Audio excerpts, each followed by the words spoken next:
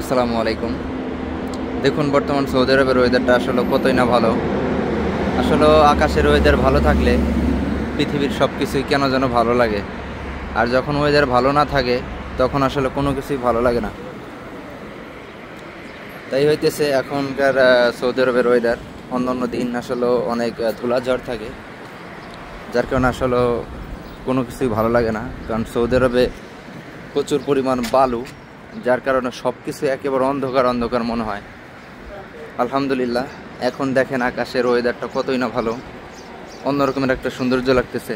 গাছগাছালি সব কিছুই যেন পরিষ্কার মনে হয়। তবে যাই হোক, এতক্ষণ একটা দৃশ্য আপনাদেরকে দেখালাম। এখন একটা খুবই ইম্পর্টেন্ট কথা বলবো, যেটা হলো আপনারা যারা সৌদি আরব আছেন, বাংলাদেশে যাইতে চাইতেছেন, আপনারা কিভাবে আসলে বাংলাদেশে যাবেন। অনেকে চিন্তা করেন যে ধরা দিয়ে চলে যাব। আমি মনে করি এটা একটা বোকামি। কারণ আপনি যেহেতু 1 বছর, 2 বছর, 3 বছর, 5 বছর অথবা তার চেয়েও বেশি যদি সৌদি আরবে থাকেন, তাহলে অবশ্যই আপনি 2 থেকে 3 হাজার টাকা খরচ করে কিন্তু সৌদি আরব থেকে বাংলাদেশে যাওয়ার জন্য চেষ্টা করতে পারেন। এটা তেমন কোনো ব্যাপার না। অথবা মনে করেন আপনি টাকা নাই, পয়সা নাই, যেমনে পারেন আপনি গোছায় গাছায় 2 থেকে 3 হাজার টাকা জোগাড় করবেন। আর এটা যখন জোগাড় করবেন, আপনার লাভ হবে কি সেটা আমি আপনাদেরকে বলি। কারণ আপনি যখন পুলিশে ধরা দিয়ে দেশে চলে যাবেন, তখন কিন্তু আপনি ব্যান হয়ে যাবেন সৌদি আরব থেকে। আর কখনো কিন্তু চাইলেও সৌদি আরব আসতে পারবেন না। হয়তো আপনি আজকে মনে করতেছেন না সৌদি আরব থেকে চলে যাব, কখনো আর বিদেশে আসবো না।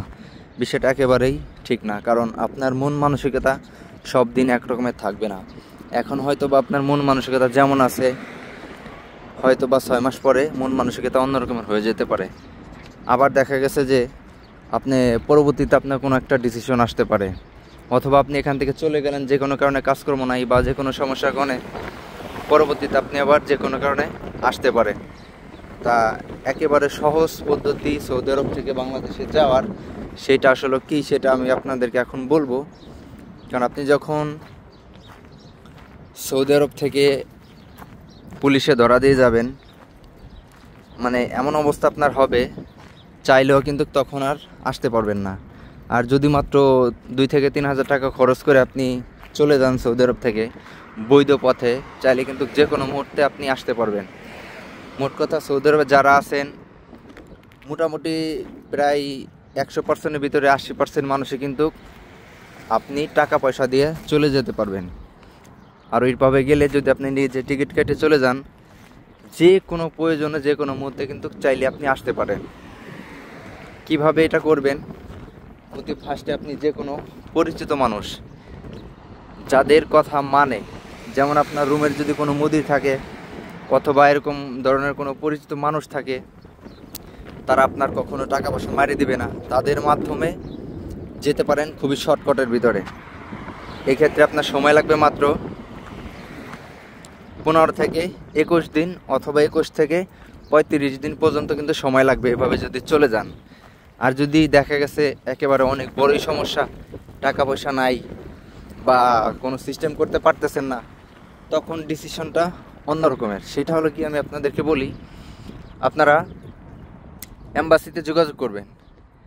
যদি আপনি যোগাযোগ করতে যাওয়ার মতো টাকা পয়সা না থাকে, অথবা দেখা গেছে ম্যানেজ করতে পারেন নাই, অথবা যাইতে আপনার সমস্যা, কাগজপত্রের সমস্যা, সেক্ষেত্রে আপনি ঘরে বসে কিন্তু আপনি আপনার ফোন থেকে কিন্তু সেটা আবেদন করতে পারেন। সেক্ষেত্রে আপনার 7 থেকে প্রায় 9 মাসের মতো সময় লেগে যেতে পারে। এটা হচ্ছে একদম সহজ পদ্ধতি। এভাবে যদি আপনি বাংলাদেশে চলে যান, 100% আপনি আসতেই পারবেন যদি আপনি এম্বাসির মাধ্যমে চলে যান সৌদি আরব থেকে। আর এই ক্ষেত্রে কারা কারা যেতে পারবেন? শুধুমাত্র আমিল আইডি ভিসায় যারা আছেন তারা আসলে এইভাবে যেতে পারেন।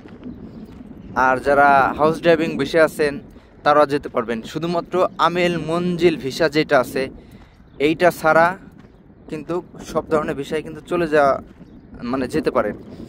আবার কিছু গৃহকর্মী আছে নারীরা, যারা খাদ্দামা বলে দেশে। খাদ্দামা বলতে বাংলাদেশের অনেকেই আসলে এটাকে টিটকারি করে। খাদ্দামা হইতেছে কাজের লোক বা বাসা বাড়িতে যারা কাজ করে, তাদেরকে খাদ্দামা বলা হয়। তারা কিন্তু যাইতে পারেন, তবে তাদেরকে একটা শর্ত মেনে তারপরে যেতে হবে। যারা আপনি যেই বাসায় কাজ করেন বা যার অধীনে কাজ করেন, সেই সৌদিকে নিয়ে আপনি সরাসরি এম্বাসিতে যাবেন। সেই এম্বাসি সৌদির কিছু কাজ থাকে, সেই কাজ শেষে কিন্তু আপনি বাংলাদেশে যেতে পারেন। অনলাইনের মাধ্যমে, বা সরাসরি কিন্তু আপনি এম্বাসিতে যেতে পারেন। এটা হচ্ছে শর্টকাট বুদ্ধি। তো এখনকার মতো বিষয়টা নিয়ে আলোচনা করলাম, কারণ অনেকেই আসলে মানে বিভ্রান্তর মধ্যে আছেন যে সৌদি আরব থেকে কীভাবে যাবেন। তবে ভাই আমি আপনাকে বলি, যদিও টাকা পয়সা খরচ হয়, মানে এম্বাসির মাধ্যমে যদি পারেন তো ভালো কথা, যদি নাই পারেন তাহলে টাকা পয়সার মাধ্যমে যাদের ইমার্জেন্সি প্রয়োজন, 1-2 মাসের ভিতরে যাদের বাড়ি চলে যাওয়ার প্রয়োজন, তারা আসলে এই জিনিসটা খেয়াল করবেন বা ফলো করবেন। মাত্র 2 থেকে 3 হাজার টাকা হলে কিন্তু আপনি চলে যেতে পারবেন। টিকিট দিয়ে হয়তো বা আপনার কিছু টাকা বেশি লাগতে পারেন, কারণ সিঙ্গেল টিকিটের দাম সবসময় কিন্তু বেশি হয়ে থাকে না, সিঙ্গেল টিকিটের দাম কিন্তু সবসময় কমই হয়ে থাকে। তবে যাই হোক, গুরুত্বপূর্ণ একটা বিষয় নিয়ে আলোচনা করলাম। এটা যদি আপনাদের কাছে ভালো লাগে তাহলে অবশ্যই আমার জন্য দোয়া করবেন। আর সৌদি আরবের যে কোনো রিলেটেড বিষয় যদি জানার কোনো প্রয়োজন থাকে অবশ্যই আমাকে জানাবেন। তা ভালো থাকবেন, সুস্থ থাকবেন। আসসালামু আলাইকুম।